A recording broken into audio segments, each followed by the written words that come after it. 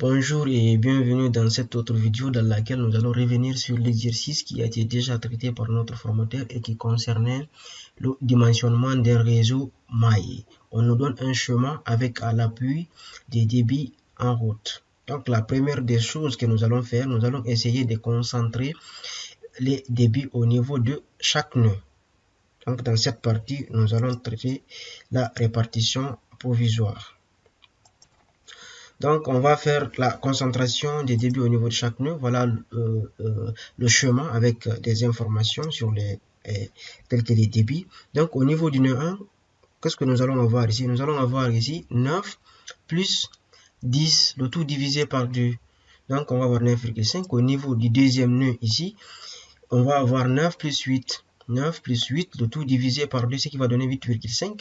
Au niveau du troisième nœud, nous allons avoir 10 plus 12 plus 8. Donc, on a 3 conduites ici, le tout divisé par 2, ce qui nous donne 15 ici.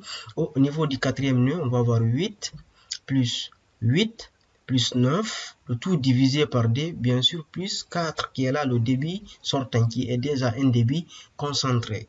Donc, ça donne 16,5. Au niveau du cinquième nœud, on va avoir 12 plus 11, le tout divisé par 2. Au niveau du dernier nœud ici, qui est le sixième, on va avoir 9 plus 11, le tout divisé par 2, bien sûr, plus le débit sortant qui est là, qui est considéré ici comme un débit concentré. Donc, le tout donne 21 litres par seconde. Répartition provisoire. Pour la répartition provisoire, voilà, on a nos débits que nous venons de trouver, les débits concentrés au niveau des nœuds. Nous allons tout d'abord chercher à trouver le débit provenant du réseau, en fait le débit total. Donc on va faire la somme de tous ces débits concentrés au niveau des nœuds. Donc cela nous donne ici 82 litres par seconde. 82 litres par seconde, c'est ce débit qui provient au niveau du réservoir. Donc c'est ce débit que nous allons répartir entre ces différentes conduites.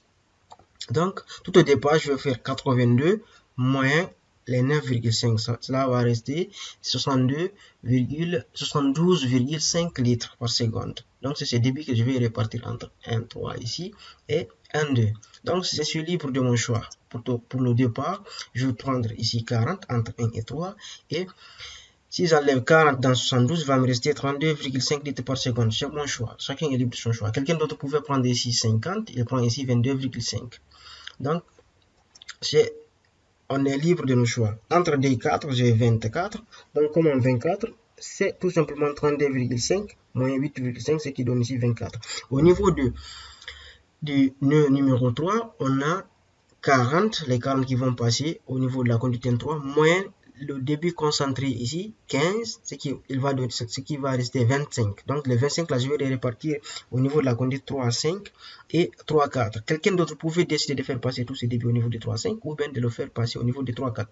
Mais moi, je vais le répartir entre ces deux conduites. Donc, je vais donner à la conduite 3 à 5, 15. Au niveau de la conduite 3 à 4, 10. Donc, 15 plus 10, c'est ce qui donne ici les 25.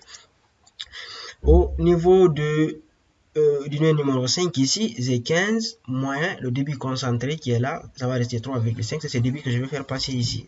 Donc, on a 3,5. Revenons au niveau du nœud numéro 4. Au niveau du nœud numéro 4, on a 17,5. Comment les 17,5 sont venus? C'est tout simplement 24 qui est là, plus 10, moins le débit sortant qui est là, 16,5, donc, ou le débit concentré qui est là, donc ce qui va donner 17,5.